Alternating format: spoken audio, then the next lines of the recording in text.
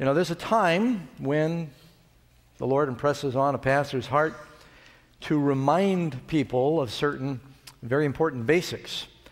And today I'd like to say is falling in that category. The sermon today probably doesn't surprise you with the title, New Pope, Old Prophecy.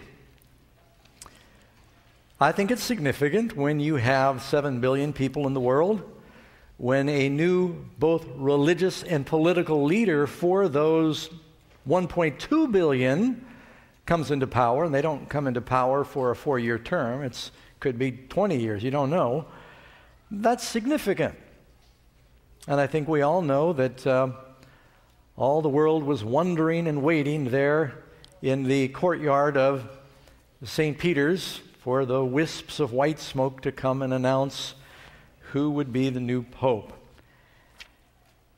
New pope, new name. You'll be hearing that he picked the name Francis because of St.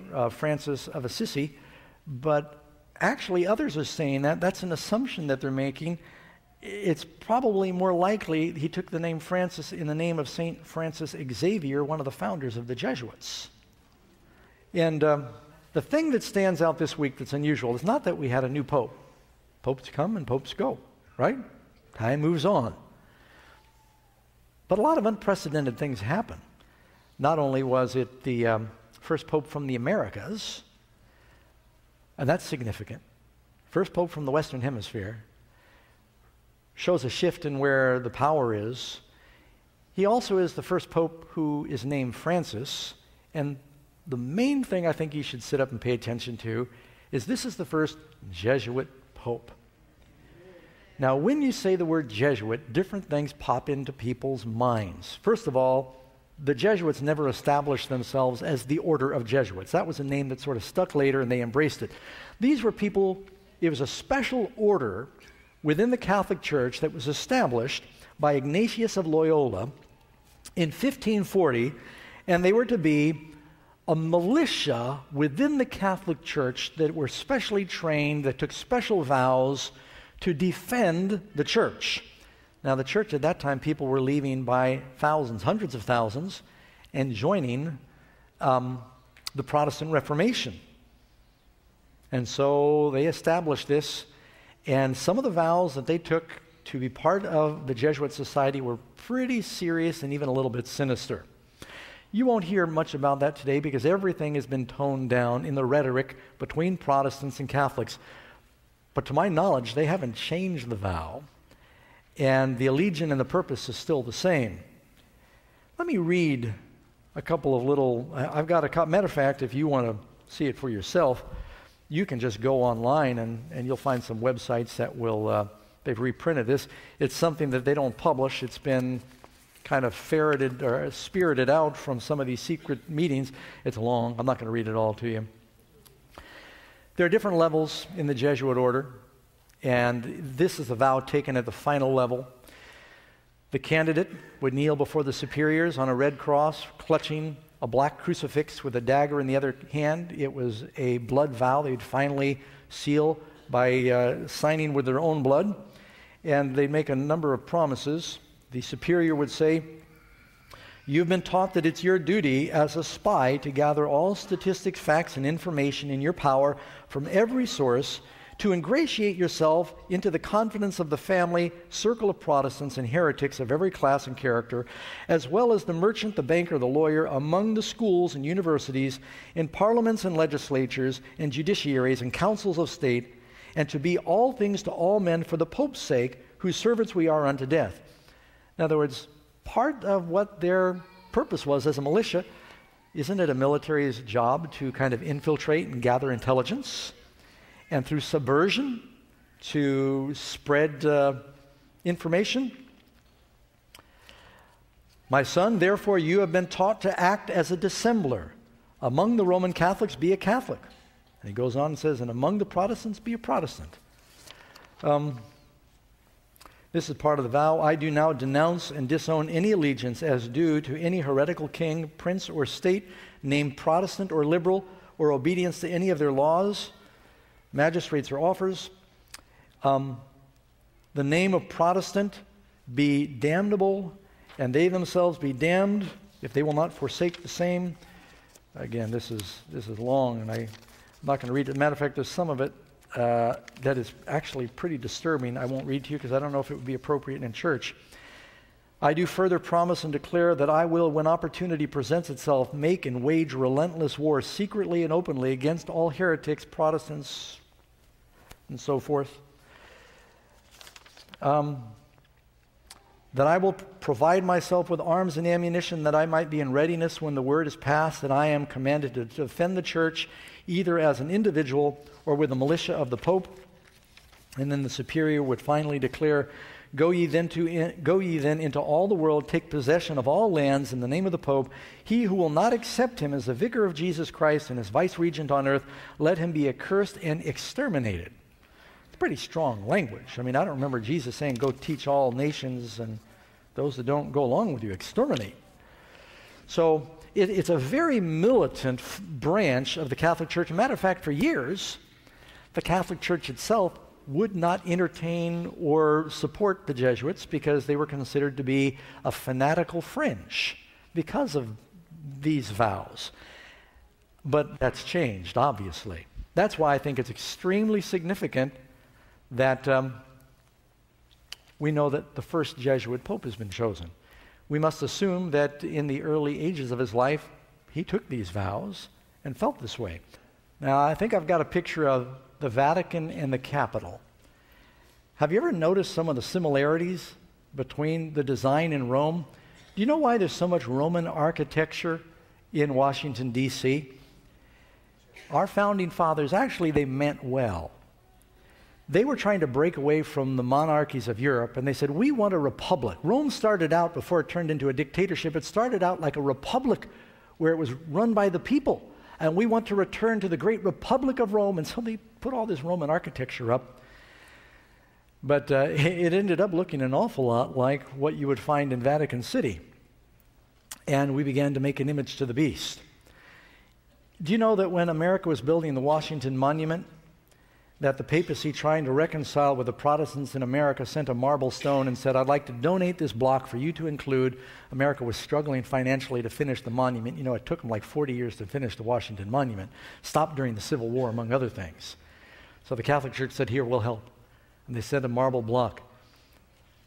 Still, at that point, the sentiments in America were so strong, they took the marble block and they tumbled it off in the Potomac River, and they said, we don't want anything from the beast. But things have changed. Who can forget that vivid picture when Pope John Paul II died and you see 3 or 4 American presidents on their knees before the corpse of the Pope? Did you know, if you go back well, first of all, when America was founded and the Supreme Court was established, every single Supreme Court justice was a Protestant. Now you might think, well, that's not fair. That's because people wanted to pick judges that would protect the Protestant principles of freedom of religion and liberty. But look what's happened in the past 50 years or so. Green would represent Protestant, red would represent Catholic, and blue is Hebrew or Jewish. Things have radically changed, and now, since the retirement of John Paul Stevens in 2010, there are no longer any Protestants, 0, on the Supreme Court. The majority of the Supreme Court is now Catholic. And here you have their religious affiliation that they freely advertise. But can you see it's radically changed? What I'm concerned about is what I'm going to call Protestant amnesia. I started out telling you that it's possible for us to forget our history. And you realize nobody is saved by understanding the things that I'm telling you today. But I think it's important we don't forget our history. We don't forget what's happening politically in the country.